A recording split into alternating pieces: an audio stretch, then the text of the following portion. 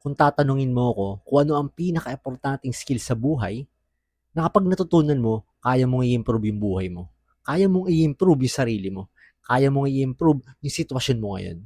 Ang sagot ko, discipline. Kung iisipin mong mabuti, halos lahat ng problema natin may connection sa disiplina. Money problems, saan ba siya nagsisimula? Di ba pag wala tayo kontrol sa paggastos natin, yung bili tayo ng bili ng mga bagay na hindi natin kailangan. Gastos dito, gastos doon. Kaya anong ginagawa ng karamihan pag ganun? Utang dito, utang doon. Kasi, yun nga, hindi nila nababayad mabuti yung pera nila. Health problems. Oo, yung iba, genetics. Yung iba, namamana. Pero karamihan, kasi wala tayong disiplina. Kinakain lang natin kung ano yung mga gusto nating kainin. Hindi tayo nag-exercise. 'Di ba? Kain ng mantika. Kain tayo ng kain ng yung matatamis. Kasi yun yung masarap. Mas gusto kasi natin yung instant comfort kesa sa long-term benefits. Mas gusto natin kung ano yung madali tsaka yung komportable kesa gawin yung mahihirap. Pero bakit nga ba ang daming nahihirapan maging discipline? Bakit nga ba maraming tao ang nag-uumpisa lang pero nagki-quit din? Iniisip kasi natin, yung discipline is puro suffering lang. Iniisip natin, yung discipline, puro sacrifice at puro punishment lang. No, para sa akin, discipline is the highest form of self-love. It's doing the hard things na alam mo na makakabuti para sa'yo. Kailangan mo ng disiplina para gumising ng maaga. Kailangan mo ng disiplina para ayusin yung diet mo.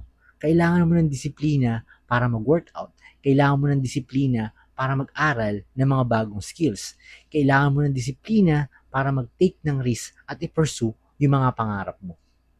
Every time kasi na pinipili mo yung mahirap pero alam mo na makakabuti para sa'yo, para mo nang sinabi sa sarili mo, I care too much about my future para piliin yung mali. Kailangan mo lang talaga mag-umpisa. Kahit maliit lang, kahit hindi perfect, kahit hindi ka ready. Ganyan din ako nung bago pa lang ako nag-gym. Yung first 6 months ko, yun talaga yung pinakamahirap. Lagi kong pinipilit yung sarili ko. Noong una, may mga araw talaga na wala akong gana. May mga araw na pagod ako galing trabaho. May mga araw na gusto ko na lang umuwi, mahiga at mag-cellphone. Pero pumupunta pa rin ako. Pero nag-workout pa rin ako. Hanggang sa dumating sa point na nakasanayan ko na. Yung hindi ko na iniisip. Yung hindi na ako nakikipag-negotiate sa sarili ko. Naging daily routine ko na siya. At yung disiplina na yun, na-apply ko din siya sa ibang area ng buhay ko. Sa trabaho, never akong na-late. Ngayon, sa pag-create ng content, nung umpisa, nakakahiya, di ba? Nakakakaba, nakakatakot, di ba? Hindi ko alam yung gagawin ko. Pero ginawa ko pa rin. Tapos ngayon, nasa masanay na lang, unti-unti, dumadali. Pero may mga araw din talaga na hindi ka motivated. May mga araw talaga na wala kang energy. Katulad ngayon, kanina galing ako sa trabaho. After nun, nag-gym pa ako. Tapos pag-uwi, ayan, create ng content.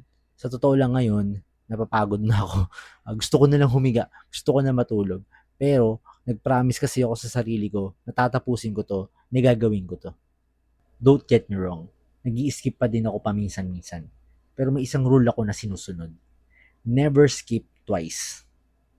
So, pwede kang mapagod, pwede kang magpahinga, pwede kang mag-skip. Pero, huwag mong hayaan na 2 consecutive days. Yung isang araw kasi, mistake lang siya. Pero pag naging 2 araw na siya, doon na nag-uumpisa mabuo yung bad habits. Discipline is a skill. Lahat tayo pwede nating pag-aralan. Lahat tayo kaya nating matutunan. Pero it takes time. Hindi siya overnight. So guys, thank you sa panonood ng video. Kung may tutunan ka sa video na to, pa-like naman and pa-share. So see you next time.